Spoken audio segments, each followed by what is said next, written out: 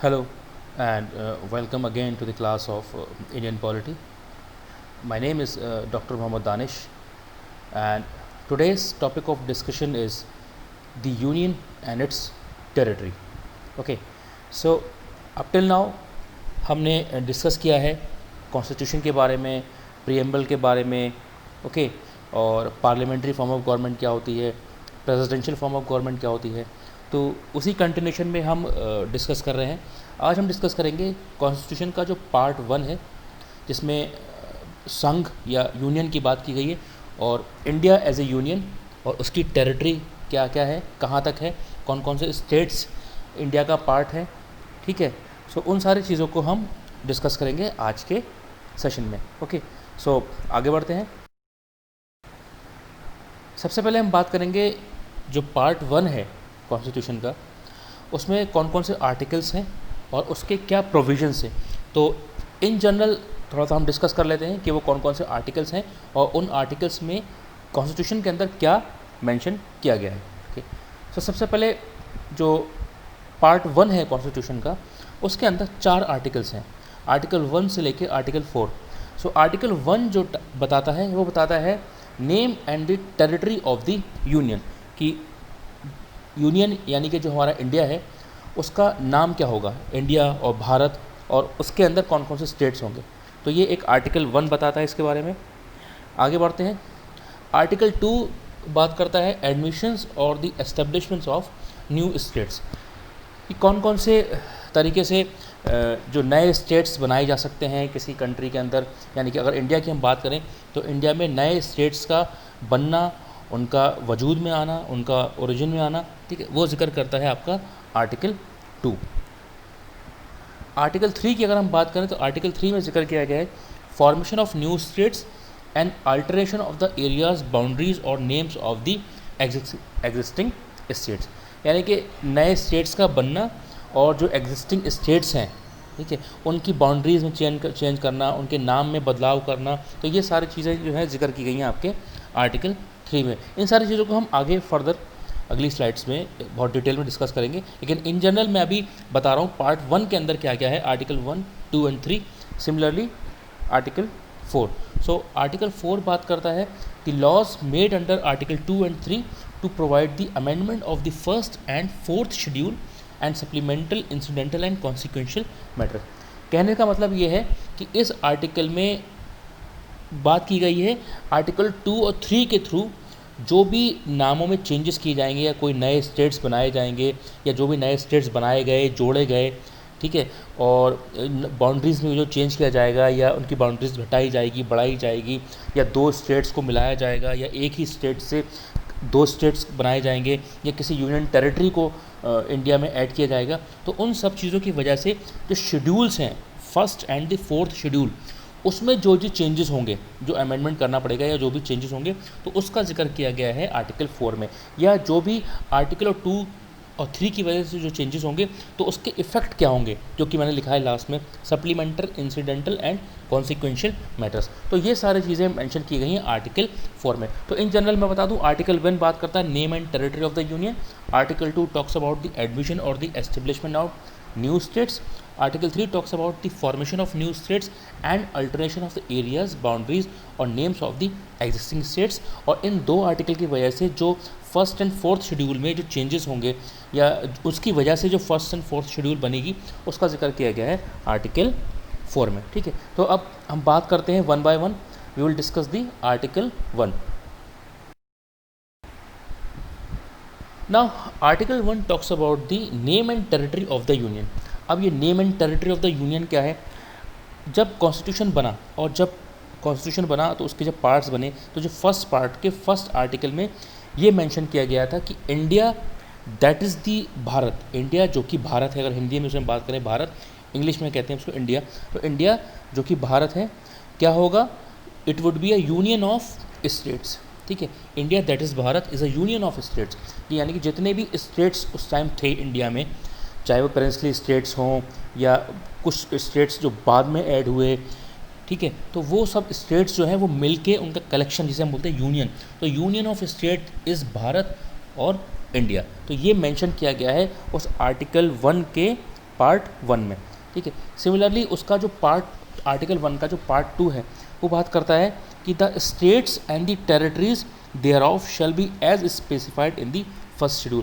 तो अगर आप कॉन्स्टिट्यूशन की जो फर्स्ट शेड्यूल है उस फर्स्ट शेड्यूल को आप देखेंगे तो उस फर्स्ट शेड्यूल के अंदर जो भी स्टेट्स हैं या उनकी जो टेरिटरीज़ हैं, ठीक है, उनके बारे में जिक्र किया गया है। तो वही जिक्र किया गया है आर्टिकल 1 के पार्ट 2 में। ओके, सो ये तो बात हो गई स्टेट्स की और टेरिटरीज़ की, ठीक है।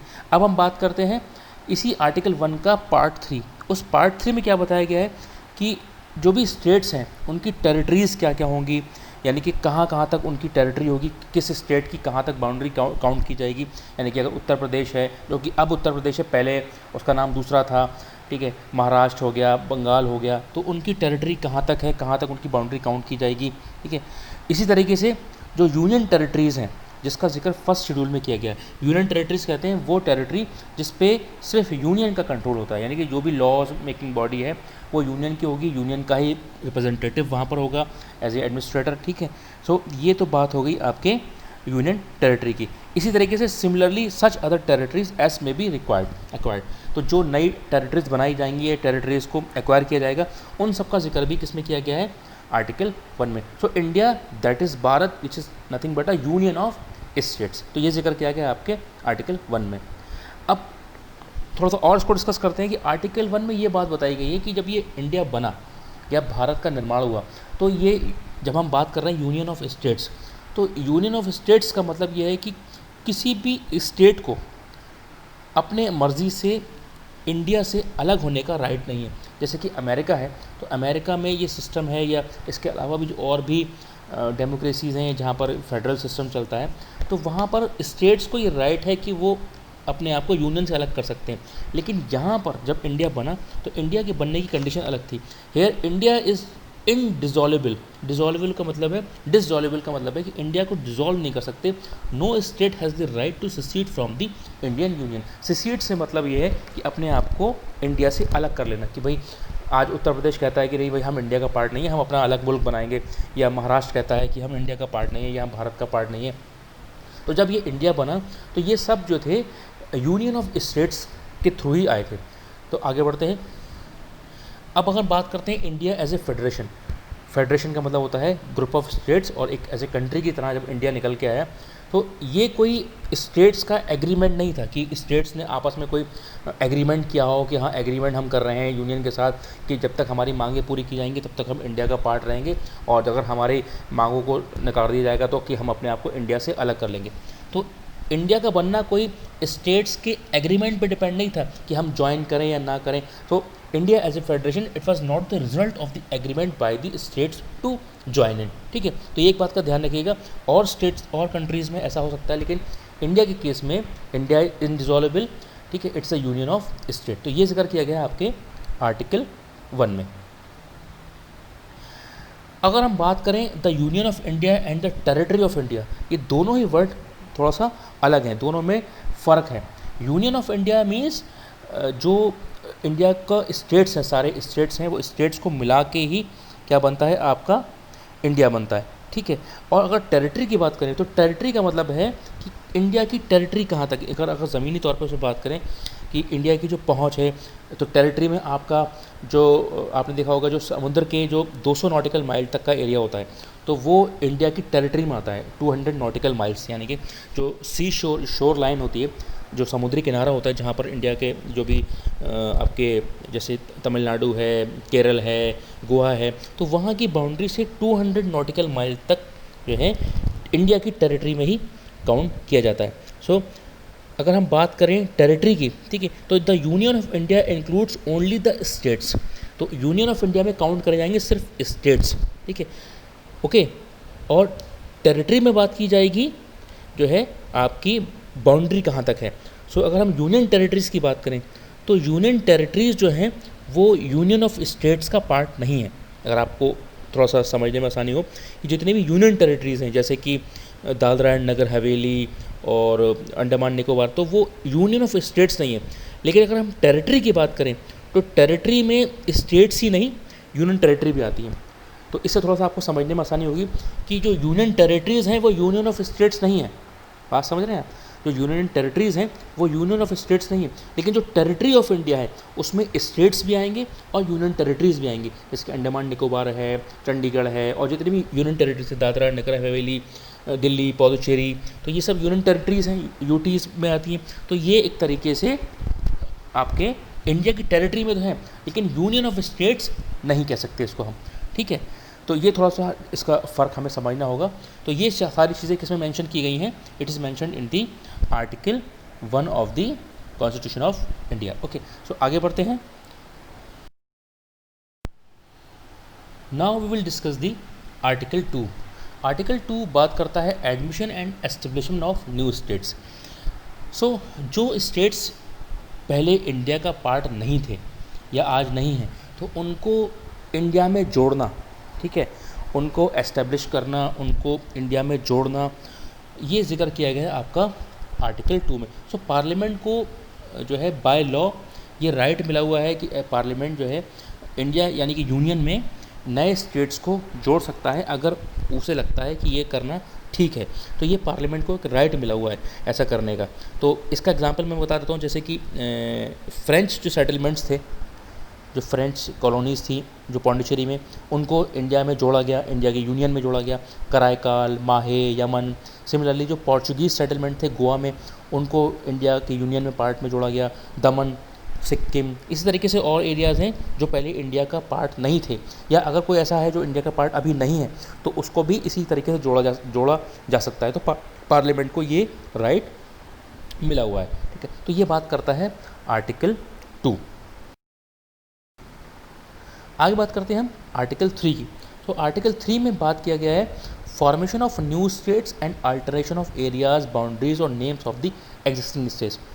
इससे पहले आर्टिकल 2 में बात की गई थी कि जो स्टेट्स पहले इंडिया का पार्ट नहीं थे उन्हें जोड़ना इंडिया में और इंडिया के यूनियन में, वो बात करता है आर्टिकल 2। लेकिन आर्टिकल 3 में ये बताया गया है कि जो ऑलरेडी एग्जिस्टिंग स्टेट्स थे या एग्जिस्टिंग स्टेट्स हैं अभी भी, उनके नामों में बदलाव करना, उनकी बाउंड्रीज़ में चेंज करना, उनमें कोई नया स्टेट जोड़ के दूसरा स्टेट बनाना, या किसी एक स्टेट से दूसरे स्टेट को जन्म देना, या एक स्टेट से दो स्टेट बना देना, तो ये आजकल देखा गया होता भी रहता है। इसके एग्जांपल्स कुछ आप देख सकते हैं, जैसे कि मध्य प्रदेश से छत्तीसगढ़ को निकाला गया, बिहार में से झारखंड बना, उत्तर प्रदेश से उत्तराखंड बना, ठीक है। सो इस तरीके से आपने देखा होगा अभी कश्मीर में रिसेंटली थोड़ा सा चेंजेस किए गए, वहाँ पर लद्दाख को और कश्मीर के एरिया से अलग किया गया, यूनियन टेरिटरी का दर्जा दिया गया। तो इस तरीके के राइट्स पार्लियामेंट को हैं कि पार्लियामेंट जो है नए स्टेट्स बना सकता है, उनके एरियाज़ में चेंजेस कर सकते हैं, उनकी बाउंड्रीज़ में चेंजेस कर सकते हैं, उनके नाम बदल सकते हैं। आपने कई बार देखा होगा जो है स्टेट्स के जो है नामों में बदलाव किया जाता है, अगर उन्हें लगता है कि ऐसा करना ठीक है यानी कि पार्लियामेंट को, तो ऐसा कर सकते हैं। सो ये बात की गई है किसमें? आर्टिकल 3 में। सो इस आर्टिकल 3 में किस तरीके से कर सकते हैं, तो मैं थोड़ा सा इसके बारे में और डिटेल बता दूं कि पार्लियामेंट बाय लॉ क्या कर सकता है, किसी भी एक स्टेट से, ठीक है, थोड़ा सा टेरिटरी निकाल के एक दूसरा स्टेट बना सकता है। दो छोटे छोटे स्टेट्स को मिला के एक बड़ा स्टेट बना सकते हैं, ठीक है। और किसी एक टेरिटरी को दूसरे स्टेट में जोड़ सकते हैं, किसी एक स्टेट का एरिया बढ़ा सकते हैं, किसी एक स्टेट का एरिया कम कर सकते हैं, किसी स्टेट की बाउंड्रीज़ में फ़र्क कर सकते हैं, यहाँ की छोटा बड़ा कर सकते हैं, चेंजेस कर सकते हैं, नामों में बदलाव कर सकते हैं। तो ये सारी चीज़ें जिक्र की गई हैं आपके आर्टिकल 3 में, ठीक है। तो ये मैंने बताया इन जनरल आर्टिकल 3। लेकिन ऐसा करने के लिए अगर हम थोड़ा सा और इसको डिस्कस करें, क्या प्रोसीजर है, किस तरीके से होगा। सो इसके लिए एक प्रोसीजर है कि बिल लाया जाता है पार्लियामेंट में। अब पार्लियामेंट में किसी भी हाउस में, चाहे वो लोअर हाउस हो या अपर हाउस हो, उसमें इस तरीके का बिल लाया जा सकता है। लेकिन ये जो बिल है ये प्रेसिडेंट के रिकमेंडेशन पे ही आएगा, इस बात को आप बहुत ध्यान रखिएगा। On the recommendation of the president this kind of bill to change the name of the state और टू मेक न्यू स्टेट और बाइफर्केशन करना, या कोई भी काम जो मैंने अभी आर्टिकल 3 में जिक्र किया कि किसी स्टेट की बाउंड्री बढ़ानी है या घटानी है, या किसी एक स्टेट से दो स्टेट बनाने हैं, या दो स्टेट्स को मिला के एक स्टेट बनाना है, तो अगर ऐसा कुछ भी करना है तो उसके लिए जो तरीका ये है कि पार्लियामेंट के किसी भी हाउस में, चाहे वो लोअर हाउस हो या अपर हाउस हो, जिसे हम लोकसभा राज्यसभा कहते हैं, वहाँ पर प्रेसिडेंट की रिकमेंडेशन पे ही ऐसा बिल लाया जाएगा, ठीक है। और अगर ऐसा बिल लाने में, अगर कोई इस तरीके का बिल है जिसमें किसी एक पर्टिकुलर स्टेट की जो है बाउंड्री में फ़र्क पड़ता है या उसके नाम में असर आता है, तो प्रेसिडेंट क्या कर सकता है, उस बिल को पार्लियामेंट में इंट्रोड्यूस करने से पहले उस पर्टिकुलर स्टेट की जो लेजिस्लेचर है, ठीक है, उसको ओपिनियन के लिए वो बिल भेज सकता है कि भाई हम ऐसा करने वाले हैं, हम आपके स्टेट में, आपके स्टेट की बाउंड्री में चेंजेस करने वाले हैं, या आपके स्टेट का नाम बदलने वाले हैं, ठीक है, या आपके स्टेट के साथ दूसरा स्टेट जोड़ने वाले हैं, तो उसके लिए उस स्टेट की लेजिस्लेचर की ओपिनियन के लिए वो प्रेसिडेंट वो उस बिल को भेज सकते हैं, बिल को पार्लियामेंट में पेश होने से पहले, ठीक है। अब इसमें होता क्या है, इसमें होता यह है कि स्टेट लेजिस्लेचर जो है वो अपनी राय दे सकती है, उसके लिए एक पर्टिकुलर टाइम दिया जाता है उसको कि भाई आप अपनी with in time frame, with in time period के अंदर, एक फिक्स टाइम के अंदर आप अपनी ओपिनियन दीजिए इस पर।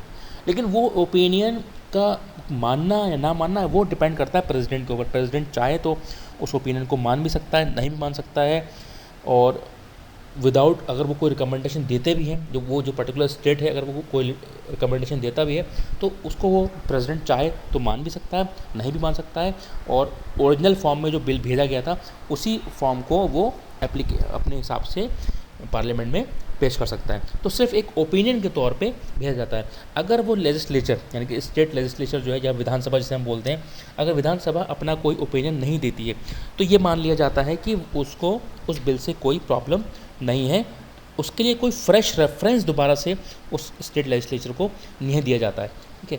और बिल जो है वो आपके पार्लियामेंट में प्रपोज कर दिया जाता है और उसे एक्सेप्ट कर लिया जाता है। और इस बिल को पास करने की मैं आपको कंडीशन बता दूं, इसके लिए सिर्फ और सिर्फ सिंपल मेजॉरिटी की ज़रूरत पड़ती है, ठीक है। उसकी वजह ये है कि जब बिल जो है सिर्फ प्रेसिडेंट की रिकमेंडेशन पे चल रहा है, किसी भी हाउस में पेश किया जा सकता है, और इस बिल को मैं आपको बता दूं अमेंडमेंट के तौर पे नहीं लिया जाता है। ये जो बिल होता है ये एक तरीके का अमेंडमेंट नहीं होता है, क्योंकि अमेंडमेंट के केस में जो है सिंपल मेजॉरिटी नहीं चलती है। सिंपल मेजॉरिटी उस केस में चलती है जहाँ सिंपली इसको एक लॉ के फॉर्म में माना जाता है। जब कोई सिंपल एक लॉ है, अगर उसको पास कराना है तो उसके लिए अगर बिल लाया जा रहा है तो उसके लिए एक सिंपल मेजॉरिटी की ज़रूरत पड़ती है। इसलिए मैंने यहाँ मेंशन किया हुआ है bill is pass with the simple majority. और एक चीज़ और ध्यान रखिएगा, अगर यही चीज़ अगर किसी यूनियन टेरिटरी की केस में होती है, जहाँ यूनियन टेरिटरी की बाउंड्री में चेंजेस करने हैं, कोई नाम बदलाव करना है, तो उस केस में यूनियन टेरिटरी की ओपिनियन को नहीं पूछा जाता है। यानी कि ये बिल जो है यूनियन टेरिटरी को नहीं भेजा जाता है उनकी ओपिनियन जानने के लिए। सिर्फ जो नॉर्मल स्टेट्स हैं, जो फुल फ्लैज स्टेट्स हैं, उनकी ओपिनियन जानने के लिए प्रेसिडेंट जो है इस बिल को भेजवाते हैं उनकी विधानसभा को पार्लियामेंट में पेश होने से पहले। तो इस बात का बहुत ध्यान रखिएगा, बिल जो पास होता है वो सिंपल मेजॉरिटी से होता है। तो ये सारी चीज़ें जो हैं ये जिक्र की गई हैं आर्टिकल 3 में। लेकिन अगर हम थोड़ा सा और जिक्र करें इसके बारे में, अगर हम यूएसए और ऑस्ट्रेलिया की फेडरेशन की बात करें, वहाँ पर अगर किसी भी स्टेट की बाउंड्री में चेंजेस करना हो या नामों में बदलाव करना हो तो बिना उस स्टेट की कंसेंट के, यानी कि उस मर्ज़ी के बगैर कोई भी चेंजेस नहीं किया जा सकता। तो ये फ़र्क है हमारे फेडरेशन में, हमारे यूनियन में, और अमेरिका के और ऑस्ट्रेलिया के, या जहाँ पर भी इस तरीके का सिस्टम चलता है। तो वहाँ पर जो है फुल फेडरल है, तो वहाँ पर जो है स्टेट्स की मर्ज़ी का जानना बहुत ज़रूरी है। तो ये होगा थोड़ा सा आर्टिकल 3 के बारे में। आगे बढ़ते हैं। Now we will discuss the article 4। Okay, so article 4 क्या है? जैसा कि अभी हमने डिस्कस किया आर्टिकल 2 और आर्टिकल 3। आर्टिकल 2 बात करता है नए स्टेट्स का जुड़ना यूनियन ऑफ इंडिया में। आर्टिकल 3 बात करता है जो एग्जिस्टिंग स्टेट्स हैं उनकी बाउंड्रीज़ में चेंज करना, उनके नामों में बदलाव करना, 2 स्टेट्स को जोड़ के एक स्टेट बनाना या एक स्टेट से 2 स्टेट बनाना। तो इनकी वजह से जो कॉन्स्टिट्यूशन ऑफ इंडिया की first schedule and 4th schedule है उसमें जो भी चेंजेस होते हैं तो उसका जिक्र किया जाता है आपके आर्टिकल 4 में, कि अगर कोई भी नया स्टेट बनता है तो उनका नाम का जिक्र जो भी है, जितने भी स्टेट्स होंगे इंडिया के, तो उनके जो नाम हैं वो कहाँ जिक्र किए गए हैं? आपके फर्स्ट शेड्यूल में मेंशन किए गए। तो उससे जो भी चेंजेस होंगे तो उसका फ़र्क कहाँ पड़ेगा? आपके first schedule of the constitution of India. Similarly 4th schedule में क्या है? 4th शेड्यूल में हर एक स्टेट से जो राज्यसभा के लिए सीटें अलॉटेड है, ठीक है, उनका जिक्र किया गया है आपके 4th शेड्यूल में। सो अगर हम देखा जाए कि 3rd शेड्यूल आपके आर्टिकल 2 और आर्टिकल 3 में जो भी चेंजेस होते हैं तो उससे क्या फ़र्क पड़ेगा? अगर कोई 2 स्टेट मिला के हम कोई एक स्टेट बना रहे हैं तो उससे क्या होगा? जो उसकी जो राज्यसभा में जो सीटें अलॉटेड हैं उसमें फ़र्क पड़ेगा। या एक स्टेट से 2 स्टेट बना रहे हैं या 2 स्टेट मिला के 1 स्टेट बना रहे हैं, तो उनसे जो भी राज्यसभा की सीटों में फ़र्क पड़ेगा या चेंजेस आएंगे तो उनका जिक्र किया गया है 4th शेड्यूल में। तो 1st शेड्यूल और 4th शेड्यूल में आर्टिकल 2 और 3 की वजह से जो चेंजेस आते हैं उनका जिक्र किया जाता है आपके आर्टिकल 4 में। आगे बात करते हैं हम, जैसा कि हमने जिक्र किया कि पार्लियामेंट, ये राइट है पार्लियामेंट को कि पार्लियामेंट बाय लॉ स्टेट्स का निर्माण कर सकता है, नए स्टेट जोड़ सकता है, उनके नामों में बदलाव कर सकते हैं, उनके बाउंड्री में चेंज कर सकते हैं। लेकिन इस तरीके का जो लॉ होता है ये एक कॉन्स्टिट्यूशनल अमेंडमेंट की फॉर्म का नहीं होता। इसलिए मैंने इससे पिछले स्लाइड में जिक्र भी किया था कि इसके लिए एक सिंपल मेजॉरिटी की ज़रूरत पड़ती है। तो जितने भी ये चेंजेस हैं, ये जो भी स्टेट्स बनाने के रिगार्डिंग चेंजेस होते हैं, तो वो कॉन्स्टिट्यूशनल अमेंडमेंट की फॉर्म के नहीं होते। This is simple a kind of a law, ठीक है। उसके लिए सिंपल मेजॉरिटी की ज़रूरत पड़ती है, कोई आपके लिए स्पेशल मेजॉरिटी की ज़रूरत नहीं पड़ती है। तो इस the kind of we can say this is nothing but a simple law, it's not a constitutional amendment. Okay, for that simple majority is required. अगर किसी बिल को पास कराना है इस तरीके का तो उसके लिए सिंपल मेजॉरिटी की ज़रूरत पड़ती है, और सिंपल मेजॉरिटी के थ्रू जो है ये लॉ बन जाता है, और किसी भी राज्य की, किसी भी स्टेट की बाउंड्री में चेंजेस किए जा सकते हैं, किसी भी राज्य का या स्टेट का नाम बदला जा सकता है, 2 स्टेट्स को मिला के 1 स्टेट बनाया जा सकता है, या 1 स्टेट से 2 स्टेट्स बनाए जा सकते हैं, या किसी भी स्टेट्स की बाउंड्री कम की जा सकती है या बढ़ाई जा सकती है। तो ये सारी चीज़ें सिंपल लॉ, सिंपल मेजॉरिटी से बिल को पास करा के किया जा सकता है। It's not a kind of a constitutional amendment. Okay, so this is about article 4। सो ये हो गया आपका part 1 of the constitution, article 1, 2, 3 and 4 जो कि हमने डिस्कस किए। आई होप आप लोगों को समझ में आया होगा, मैंने काफ़ी डिटेल में समझाने की कोशिश की है। अगर आपको पसंद आया हो तो इसको ज़रूर लाइक करिएगा, शेयर करिएगा और सब्सक्राइब करिएगा मेरे चैनल को, जिससे कि और मैं इस तरह की वीडियोज़ आपके साथ शेयर करता रहूँ। तो thank you very much for today's session. Thank you.